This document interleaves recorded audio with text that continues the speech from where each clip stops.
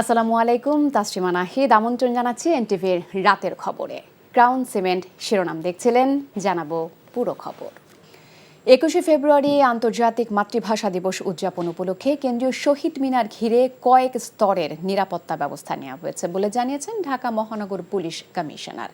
রাষ্ট্রপতি ও প্রধান উপদেষ্টা এবং উপদেষ্টা পরিষদের শ্রদ্ধা নিবেদন শেষে বৃহস্পতিবার দিবাগত রাত 12:40 জনসাধারণের শ্রদ্ধা নিবেদনের জন্য পলাশী প্রান্তের গেট খুলে দেওয়া হবে।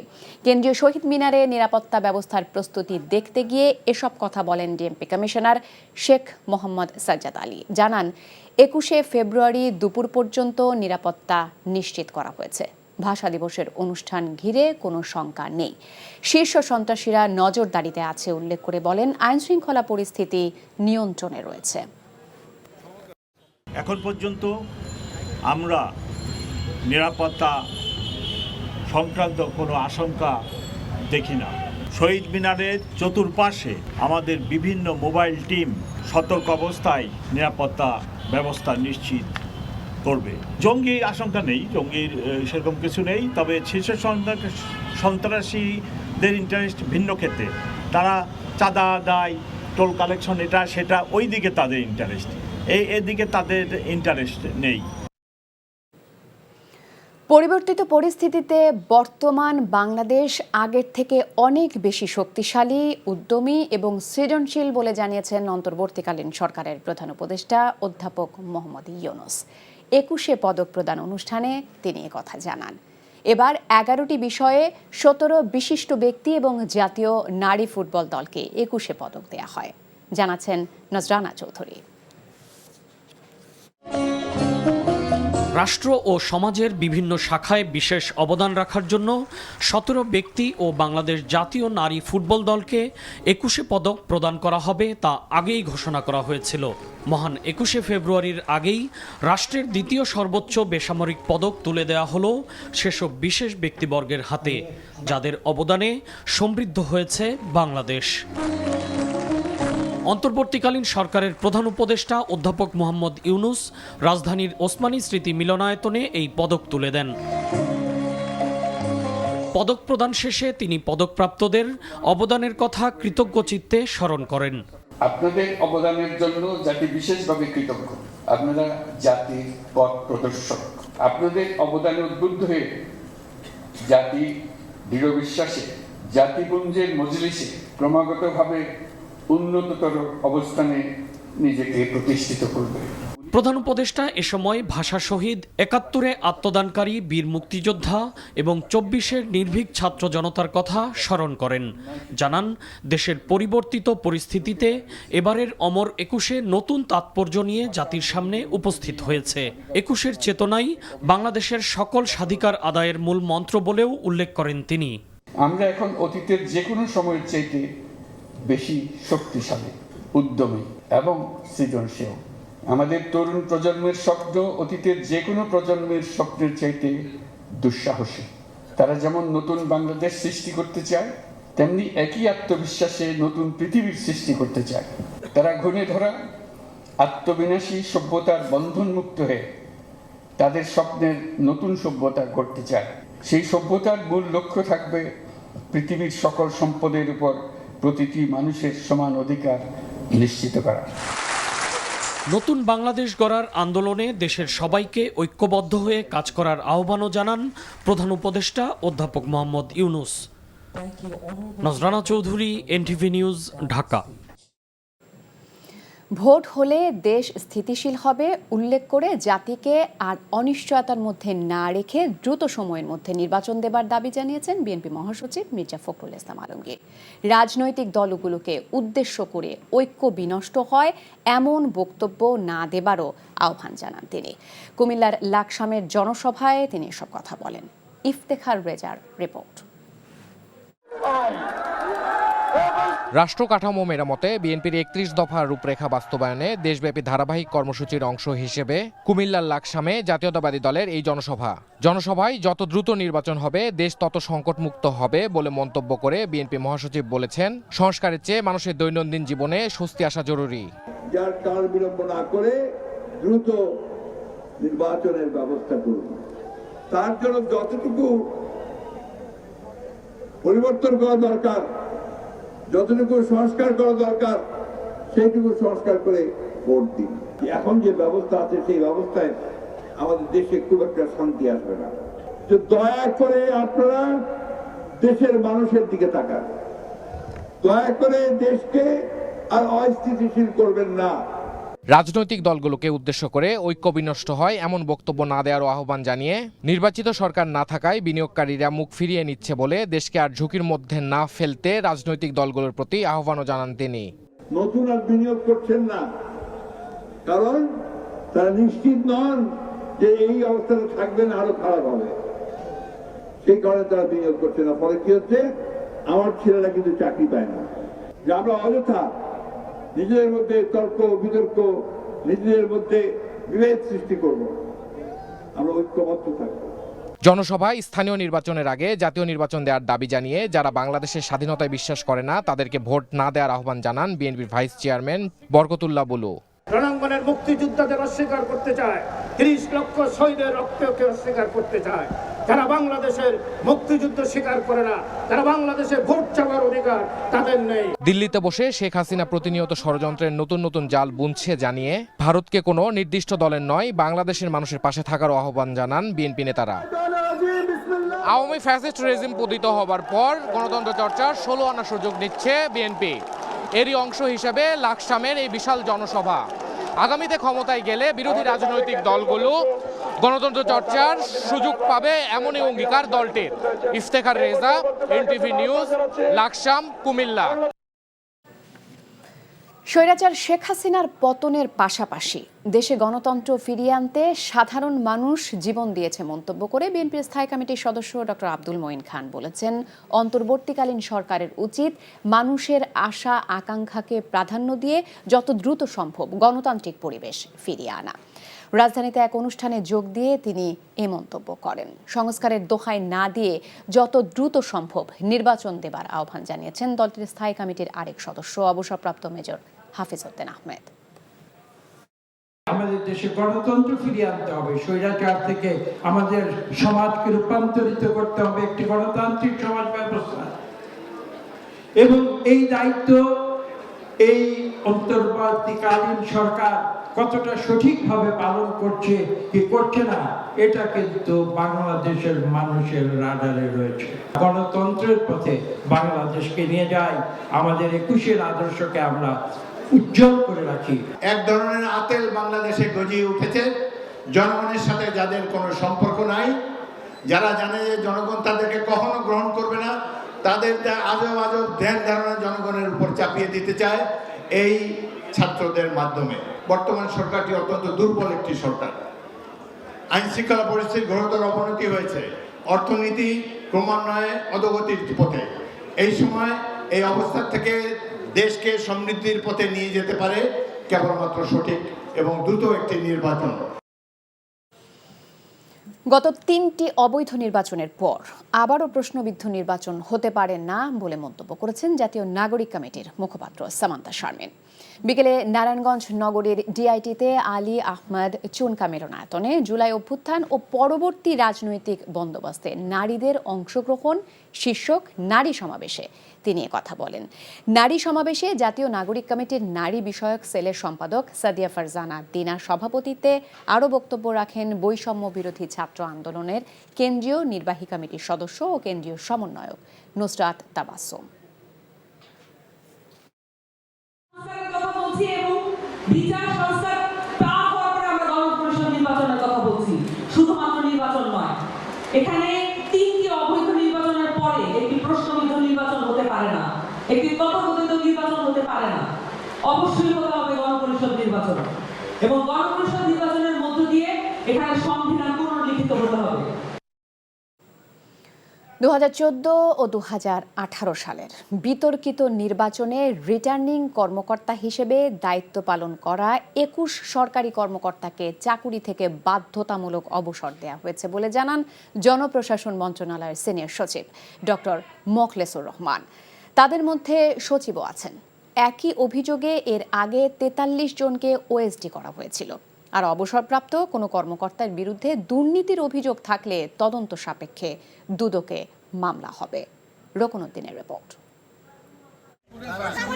2014, 2018 আর 2024 সালের 3টি নির্বাচনই বিতর্কিত, আর সেই নির্বাচনে দায়িত্ব পালন করা সরকারি কর্মকর্তাদের ভূমিকা খুঁজে বের করতে 4 জন উপদেষ্টা ও মন্ত্রিপরিষদ সচিবকে নিয়ে একটি কমিটি গঠন করা হয়েছে বলে জানিয়েছেন জনপ্রশাসন সচিব। কমিটিতে সাচিবিক দায়িত্ব পালন করছে জনপ্রশাসন মন্ত্রণালয়। সেই কমিটির সিদ্ধান্ত অনুযায়ী নির্বাচনগুলোতে নেতিবাচক ভূমিকা রাখা রিটার্নিং কর্মকর্তা অর্থাৎ সেই সময়ের জেলা প্রশাসকদের বিরুদ্ধে ব্যবস্থা নেওয়া হচ্ছে বলে জানান সচিব। কোনো একজন ডিসিও বলে নেই যে আমি প্রতিবাদ করব, অথবা আমি রিটার্নিং অফিসার থাকবো না, অথবা আমি রিজাইন করলাম, আমি কাজ করব না। They all were with the কনাইনেন্স। 24 সালের ব্যাপারে পুরোটাই আমরা লিড দিয়েছি গোয়েন্দা সংস্থার কাছে, এবং ওখান থেকে পাওয়ার পরে আমাদের যে ব্যবস্থা সেটা আমরা যাদের 25 বছরের কম থাকবে তারা ওইটি হবে, 25 বছরের বেশি হবে তারা বাধ্যতামূলক যাবে। বলেন, জুলাই বিপ্লবের বিপক্ষে অবস্থান নেয় শিল্প সচিব জাকিয়া সুলতানাকে বাধ্যতামূলক অবসর ও স্বরাষ্ট্র মন্ত্রণালয়ের যুগ্ম সচিব ধনঞ্জয় দাসকে সাময়িক বরখাস্ত করা হয়েছে। ধনঞ্জয়ও এখন আর চাকরিতে নাই, তাকে সাসপেন্ড করা হয়েছে। অবসরে যাওয়া অনেক সরকারি কর্মকর্তার বিরুদ্ধে দুর্নীতির অভিযোগ আছে, তারাও ছাড় পাবেন না, আইন অনুযায়ী ব্যবস্থা নেওয়া হবে বলে জানান জনপ্রশাসন সচিব। যারা রিটায়ার করে চলে গেছে অথচ আমাদের সার্ভিসের অনেকেরই নামে কোটি কোটি টাকার অভিযোগ, এগুলো কিন্তু আমরা দুদকে মামলা দিচ্ছি। অথবা রিটায়ারমেন্ট হয়ে যাওয়াই মানে যে মুক্তি তা না। একটা অফিসারের আইনের বাইরে থেকে অতিরঞ্জন হয়ে যে কাজগুলো করেছে তাদেরকেও আমরা এই আন্ডার প্রসেস, এবং তারাও এই ধরনের আপনার চাকরি বিধির অধীনে যার যে সাজা এটা তারাও পাবে। ভয়ভীতির ঊর্ধ্বে উঠে দায়িত্ব পালনের বার্তা দিতেই সরকার অনেক কঠিন সিদ্ধান্ত নিচ্ছে ও বাস্তবায়ন করছে বলেও জানান মোখলেসুর রহমান। যারা করবেন না তারাই যে এই মেসেজটা 3-4 দিনে আরও তো যাবে, তারা পেয়ে যাবে, না হলে কি ফল হবে। Roknuddin, NTV news, Dhaka. 27তম বিসিএসে নিয়োগ বঞ্চিত 1137 জনকে চাকরি ফেরত দেবার নির্দেশ দিয়েছে আপিল বিভাগ। প্রধান বিচারপতি ডক্টর সৈয়দ রেফাত আহমেদের নেতৃত্বাধীন 5 সদস্যের আপিল বেঞ্চ আজ এ রায় দেন। 17 বছর আগে তারা বিসিএসে সুপারিশপ্রাপ্ত হয়েছিলেন। আপিল বিভাগের রায়ের ফলে নিয়োগ বঞ্চিতদের 90 দিনের মধ্যে নিয়োগ দিতে হবে। রিপোর্টে আরও জানাচ্ছেন হাসান জাবেদ। 2007 সালে 27তম বিসিএসের প্রথম মৌখিক পরীক্ষায় 3567 জন উত্তীর্ণ হন। তৎকালীন তত্ত্বাবধায়ক সরকার সেই মৌখিক পরীক্ষার ফল বাতিল করে। 2008 সালে দ্বিতীয় মৌখিক পরীক্ষায় 3229 জন উত্তীর্ণ হন। প্রথমবার উত্তীর্ণ 1137 জন দ্বিতীয় মৌখিক পরীক্ষায় বাদ পড়ে যান। এ নিয়ে তারা হাইকোর্টে আবেদন করেন। হাইকোর্টের একটি বেঞ্চ দ্বিতীয় মৌখিক পরীক্ষা বৈধ বলেন, অপর একটি বেঞ্চ অবৈধ বলে রায় দেয়। পরে আপিল বিভাগও 2010 সালে দ্বিতীয় মৌখিক পরীক্ষা বৈধ বলে রায় দেয়। ওই রায় পুনর্বিবেচনা চেয়ে বঞ্চিতরা আবার আবেদন করে। শুনানি শেষে আপিল বিভাগ 27তম বিসিএসে প্রথমবার উত্তীর্ণদের চাকরি ফিরিয়ে দেওয়ার পক্ষে রায় দেয়। এই রায়ের ফলে ইনশাআল্লাহ প্রায় 1200 জন যারা চাকরিতে যোগদান করতে চাইবে তারা তাদের 27তম ব্যাচে ইতিমধ্যে যারা নিয়োগপ্রাপ্ত হয়েছেন তাদের সঙ্গে নোশনাল সিনিয়রিটি পাবেন, অর্থাৎ ধারণাগত জ্যেষ্ঠতা সহ তারা চাকরিতে নিয়োগ পাবেন ইনশাআল্লাহ। রাজনৈতিক বিবেচনায় 1/11 সরকার একদম নিয়ম আইন উপেক্ষা করে তৎকালীন বিএনপির আমলে যোগ্যভাবে নির্বাচিত হওয়া সত্ত্বেও তাদেরকে বাদ দিয়েছে। যেভাবে ন্যায় বিচার প্রত্যাশা করেছে, আজকে রায়ের মাধ্যমে সেই ন্যায় বিচারটি প্রতিষ্ঠিত হলো। রায়ের পর বঞ্চিত প্রার্থীরা সন্তোষ প্রকাশ করেন।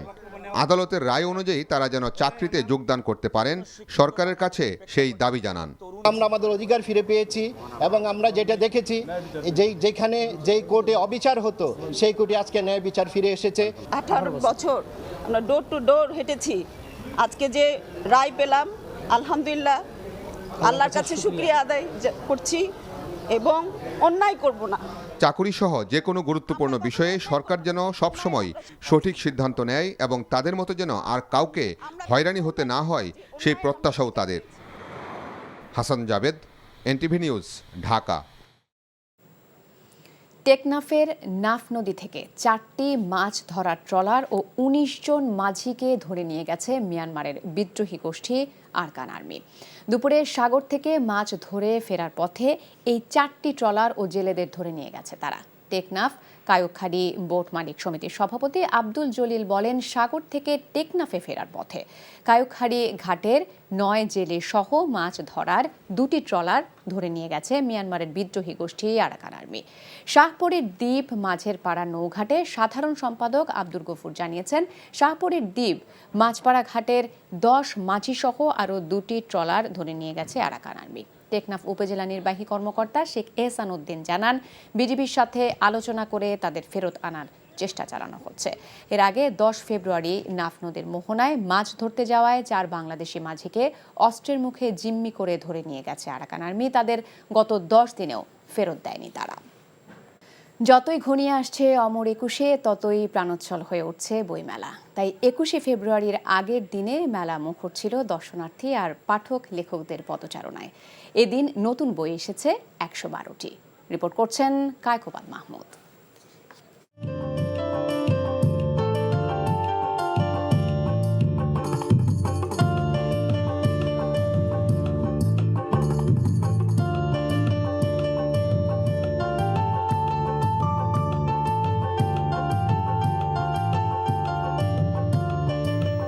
বাসন্তী বিকেল গড়িয়ে সন্ধ্যার হাত ধরে রাত নেমে এলে ব্যস্ত নাগরিক স্বস্তি খোঁজে বইমেলায়। আর আন্তর্জাতিক মাতৃভাষা দিবসের আগের দিন তো প্রাণবন্ত হয়ে ওঠে মেলা প্রাঙ্গণ। ভাষার জন্য এদেশের মানুষের যে ভালোবাসা, তা কেবলই আলো আশা ছড়িয়ে যায় নতুন বইয়ে। ছাপার হরফে লেখা বর্ণে শব্দে বাক্যে রং ছড়ায় ভালোবাসার বাংলা ভাষা। প্রকৃত পাঠকদের আগ্রহ বইয়ের দিকে হলেও তার সংখ্যার চেয়েও বেশি মানুষ মেলায় আসেন ঘুরতে। আসলে বইমেলা তো আমাদের জন্য এখন একটা উৎসব হয়ে গেছে, সবাই আসে। আর এই যে ছবি তোলা, এই যে বই কেনার চেয়ে এখানে বেশি আনন্দ হচ্ছে যে এই যে ঘোরাঘুরি করছি আমরা, এই আনন্দমুখর পরিবেশে সবারই ভালো লাগে। ফেব্রুয়ারির প্রথম থেকে একটা লিস্ট তৈরি করি, তো সেই লিস্ট অনুযায়ী হচ্ছে বইগুলো কালেক্ট করি। এখানে আসলে দেখা যায় যে বিভিন্ন টাইপের বই আছে, কোনটা রেখে কোনটা পড়বো আসলে তখন নিজেই কনফিউজড হয়ে যাই। তবে মেলায় দর্শনার্থীর ভিড় থাকলেও পাঠকের অভাব বলছেন প্রকাশক বিক্রেতারা। বরং দেখেন আজকে বৃহস্পতিবার, কালকে 21শে ফেব্রুয়ারি, আজকে একটু ভিড় হওয়ার কথা ছিল। সেই হিসাবে যে অবস্থা দেখতে পাচ্ছেন, তা বুঝতেই পারতেছেন যে অবস্থা এবারের খুব একটা সুবিধা না। অনেকে আসছে ঘুরতে, কেউ আসছে বই দেখতে, কেউ আসছে ছবি তুলতে, কিন্তু বই কেনার যে পাঠক তার আগমন এখন আসে নাই। বইমেলায় এদিনও এসেছে অনেক নতুন বই। সরকারি কাজে ব্যবহারিক বাংলা নামের একটি বইয়ের মোড়ক উন্মোচন করেছেন জনপ্রশাসন মন্ত্রণালয়ের সিনিয়র সচিব doctor Mohammad Mokhlesur Rahman. Kaikobad Mahmud, NTV news, Dhaka. Dhaka থেকে রাজশাহীগামী যাত্রীবাহী বাসে ডাকাতি ও 2 নারী যাত্রীর শ্লীলতাহানির ঘটনায় যাত্রীদের চাপে সন্দেহভাজন হিসেবে আটক বাসের চালক সহ 3 স্টাফকে জামিন দিয়েছে আদালত। বুধবার বিকেলে বাস চালক বাবলু, সুপারভাইজার মাহবুবুল আলম ও হেলপার সুমন ইসলামকে 54 ধারায় আটক দেখিয়ে নাটোরের জুডিশিয়াল ম্যাজিস্ট্রেট তৌহিদুর রহমান সুমনের আদালতে হাজির করা হয়। শুনানি শেষে বিচারক তাদের জামিন মঞ্জুর করলে কোর্ট হাজত থেকেই তারা চলে যায়। তবে বর্তমানে মামলা দায়েরের জন্য চালক ও সুপারভাইজার টাঙ্গাইলের মির্জাপুর থানায় অবস্থান করছেন বলে জানান নাটোরের বড়াইগ্রাম থানার ওসি সিরাজুল ইসলাম। সোমবার রাতে ঢাকার গাবতলী থেকে রাজশাহীর উদ্দেশ্যে রওনা হয় ইউনিক পরিবহন ওরফে রাজশাহী ট্রাভেলস নামে যাত্রীবাহী বাস। বাসটি পথে বেশ কয়েকজন যাত্রী ওঠায়, এরপর অস্ত্রের মুখে বাসের নিয়ন্ত্রণ নেয় ডাকাত দল। রাতব্যাপী ডাকাত দল টাঙ্গাইলের মির্জাপুর থানার বিভিন্ন এলাকায় ঘুরতে থাকে। এ সময় অস্ত্রের মুখে যাত্রীদের সমস্ত মালামাল লুটে নেয় তারা। শ্লীলতাহানি করে 2 নারী যাত্রীর।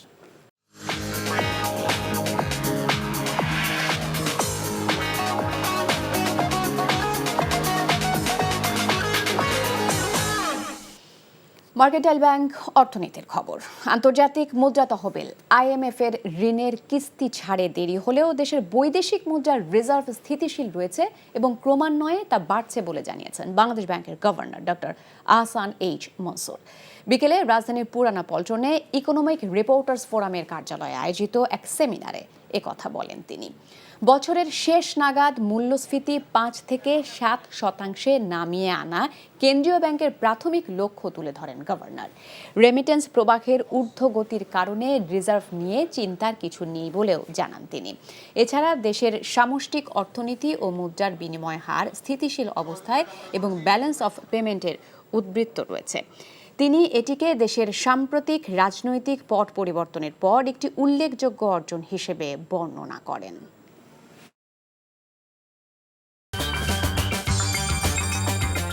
এই ছিল রাতের খবরে। এই খবরের ভিডিও সহ আপডেট জানতে ভিজিট করুন এনটিভি অনলাইন www.ntvpt.com। এছাড়াও এনটিভির জনপ্রিয় সব অনুষ্ঠান ও খবরের আপডেট জানতে ভিজিট করুন আমাদের ইউটিউব ও ভেরিফাইড ফেসবুক পেজে। রাত 1টায় মধ্যরাতের খবর দেখার আমন্ত্রণ রইল। ধন্যবাদ সবাইকে।